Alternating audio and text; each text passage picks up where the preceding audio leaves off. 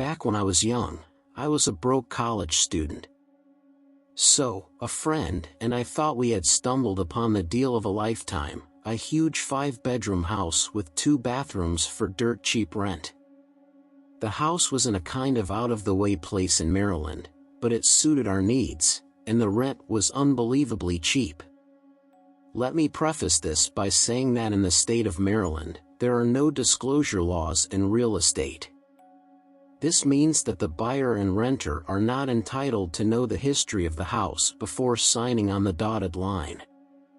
Within a month of moving into this house, odd things began happening. The electricity didn't work very well. At first, we attributed this to the fact that the house was very old, built in the early 1900s, and the most recent rewiring of the house had been done in the 50s.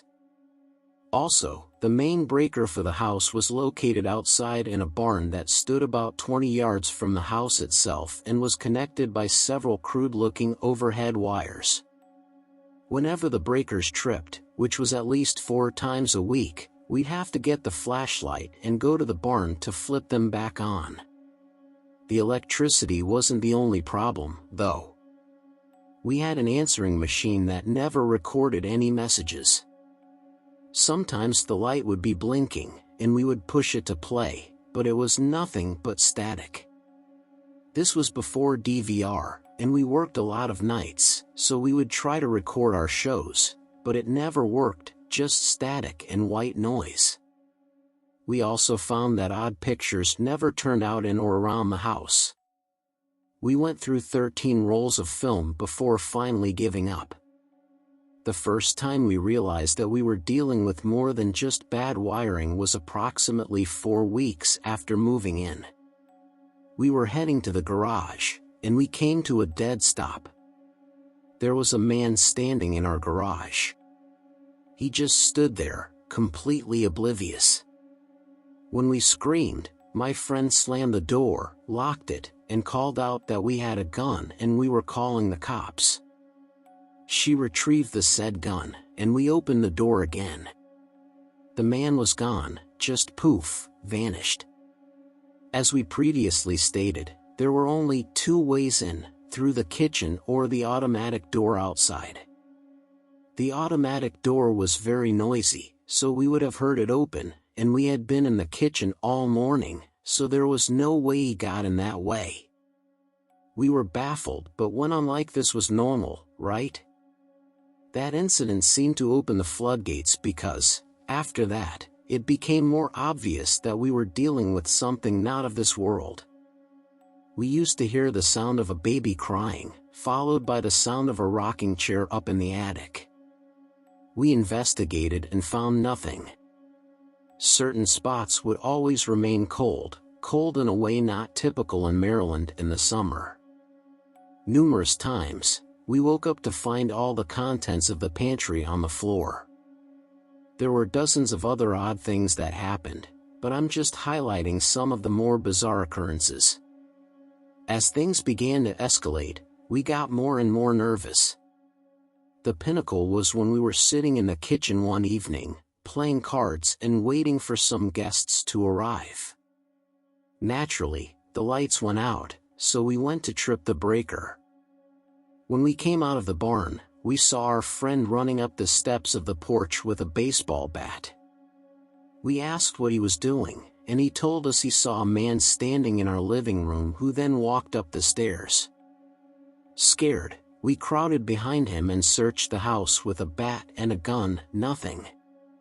About 2 weeks after that, my roommate's boss asked her why she never returned his calls about switching a shift. She said she hadn't gotten any messages, and he proceeded to tell her about the man that answered the phone and told him we were out. Upon further investigation, we discovered that several other people had the same experiences when they called. We were thoroughly freaked out by this point, so we decided to ask some of the town's residents about the house. We found out that the house was always vacant within 6 months of it being rented out. Although we were scared, we still stayed because of how cheap it was. One evening, we were in the living room watching TV when we heard a huge thud against the basement door. When I say thud, I mean the whole wall shook, and the door frame came loose. The door was locked, but we were scared and put a chair against it.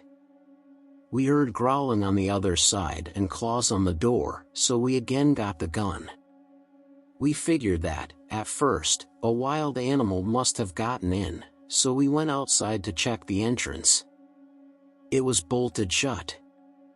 We even checked the tiny windows, nothing broken. We finally went back into the house and opened the basement door. Nothing there. I've never seen claw marks like that before or since. It was as if whatever had done it had only 3 toes. Besides, nothing native to the area was 3-toed or could have gotten in there without opening the door or breaking the window. Not to mention, none of the local animals, say a bear, could have exerted that much force to warp a door frame. We moved a week later. We could never really come up with any idea of what happened at that house or why. To this day, it remains a mystery, and nobody lives there for more than 6 months before leaving.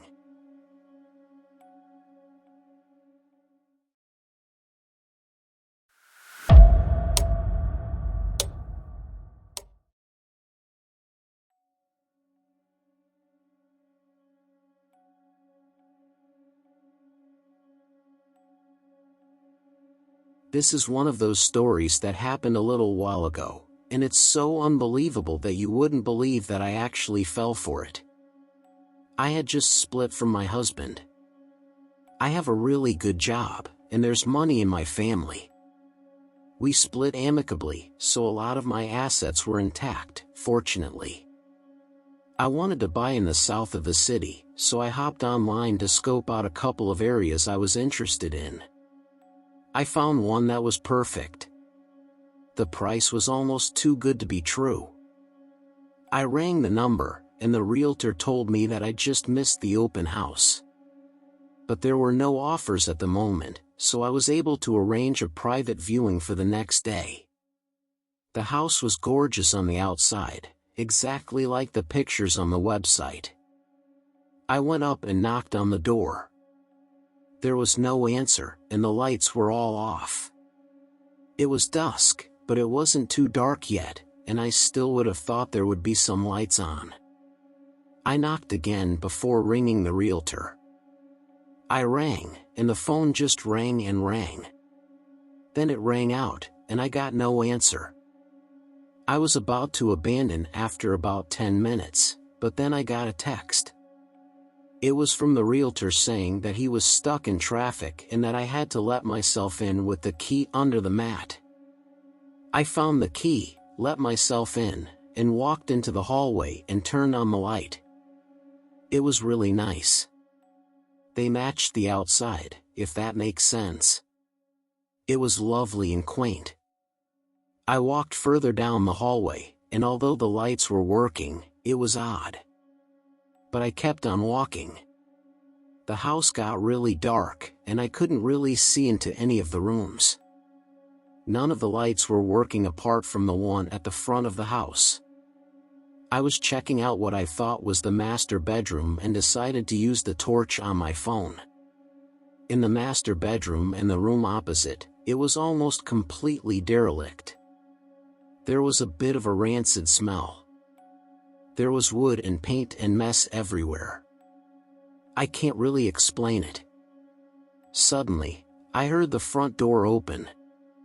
I just presumed it was the realtor, and I was ready to give out stink.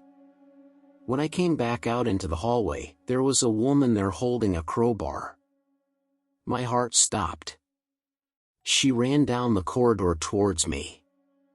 I managed to push past her and run out the front door. Luckily, I was in better shape than her. I could hear her yelling and scuffling after me. Fortunately, I was too quick for her. I ran down the road, yelling for somebody to call the police. When I finally stopped to take a breather, I looked back, and she was gone. Making noise at work, I took out my phone and called the police and explained what happened. When the police checked the house, surprise, surprise, there was nobody there. The next morning, I checked the website, and the notice was removed. What was a seemingly innocent situation on a legitimate website turned out to be one of the most horrifying experiences of my life. Who knows what would have happened had I not been quick enough to react. Always bring someone with you, folks.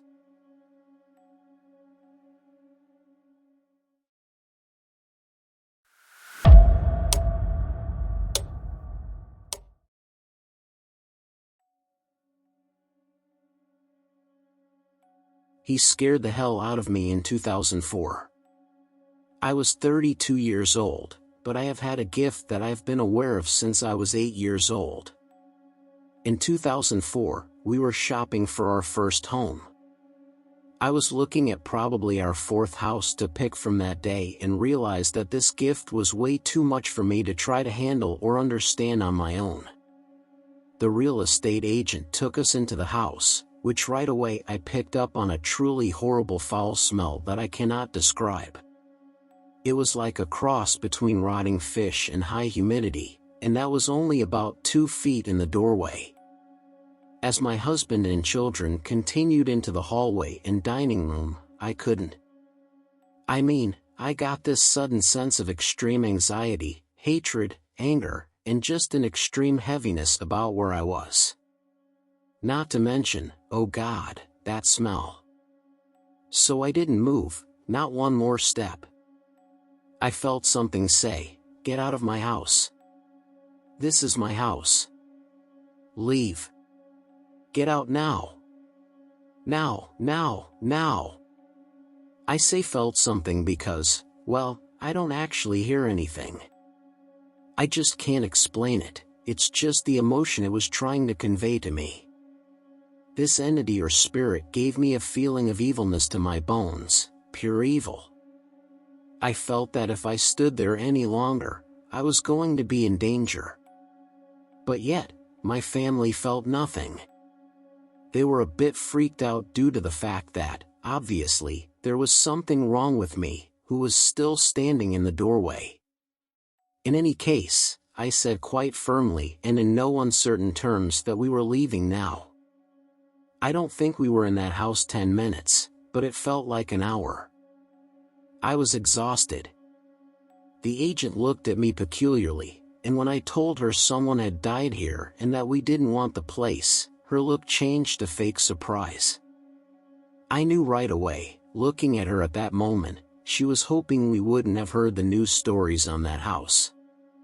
Turns out that the house was on the market about 9 to 12 months after a young man who was selling drugs out of this house jumped out of his bedroom window trying to get away from officers with a warrant for his arrest.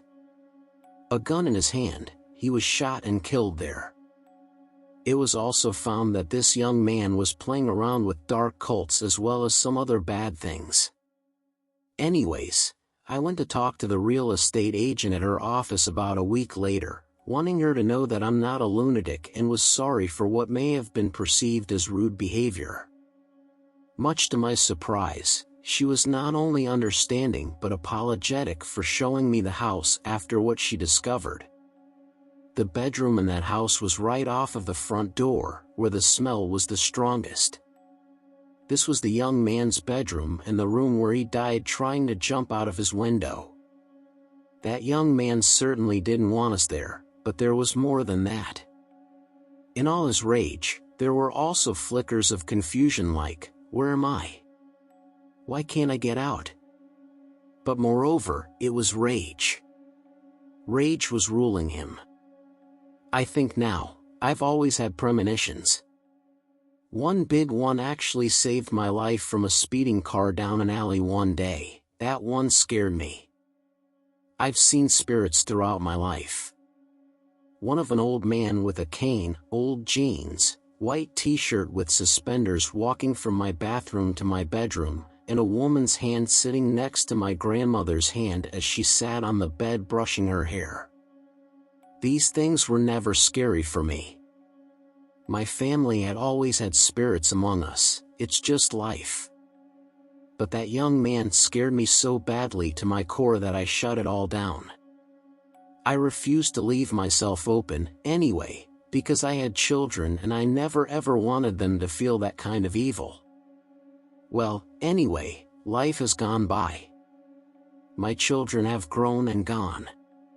The only one who shows a small amount of the gift is my 24-year-old son. Having more life experience now, I am becoming interested in exploring my gifts again. I want to see what else I'm capable of, to a point.